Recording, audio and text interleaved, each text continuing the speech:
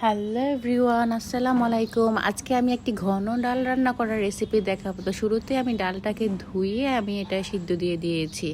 এখানে আমি কোনো হলুদ কোনো লবণ দেইনি, জাস্ট হচ্ছে গিয়ে পানি দিয়ে সিদ্ধ দিয়ে দিয়েছি। যখন দেখবো এই পর্যায়ে ডালটা একদম সিদ্ধ হয়ে এসেছে, একদম ভাঙ্গা ভাঙ্গা হয়েছে, এই পর্যায়ে আমি ডাল ঘুটনি দিয়ে ডালটাকে ঘুটে নিব।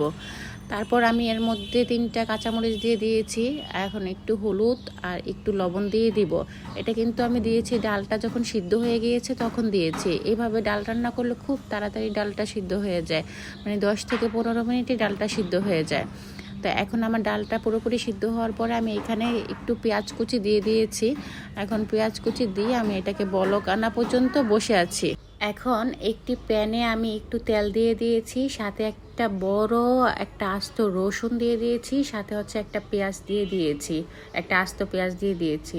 এখন এটাকে আমি লাল লাল করার জন্য ওয়েট করব। যখন দেখব একদম লাল হয়ে গিয়েছে সেই পর্যায়ে আমি 2টা শুকনা মরিচ দিয়ে দিব। শুকনা মরিচ দিলে ডাল থেকে একটা সুন্দর একটা ফ্লেভার আসে। সাথে একটু কাঁচা জিরা দিয়ে দিব, মানে 1 চিমটি কাঁচা জিরা দিয়ে দিব এর ভিতরে। তো এতে করে ডালের থেকে সুন্দর একটা ফ্লেভার আসে, কাঁচা জিরা প্লাস মরিচের জন্য সুন্দর একটা ঘ্রাণ আসে। তো এই পর্যায়ে আমি কাঁচা জিরা দিয়ে দিচ্ছি, এখানে 1 চিমটি পরিমাণের কাঁচা জিরা। এখন কাঁচা জিরাটাকেও আমি ভেজে নিব। তো সব কিছু আমার ভাজা শেষ। এখন আগে থেকে যে ডালটা সিদ্ধ করে রেখেছিলাম সেই ডালটা আমি এখন এটার ভিতরে আমি দিয়ে দিব। এখন আমার ডালটা ঢেলে দেওয়া শেষ। এখন আমি ওয়েট করব এটা একটা বলক আসা পর্যন্ত।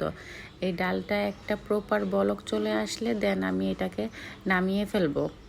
এই যে আমার ডালটা দেখেই বোঝা যাচ্ছে কতটুকু গাঢ় হয়েছে। আর এইভাবে ডাল কিন্তু ভর্তার সাথেও ভালো লাগে, আবার এমনি মাছ দিয়ে খেলেও ভালো লাগে, বা ডিম যেটা রান্না করি আমরা ওটা দিয়ে খেতেও অনেক ভালো লাগে।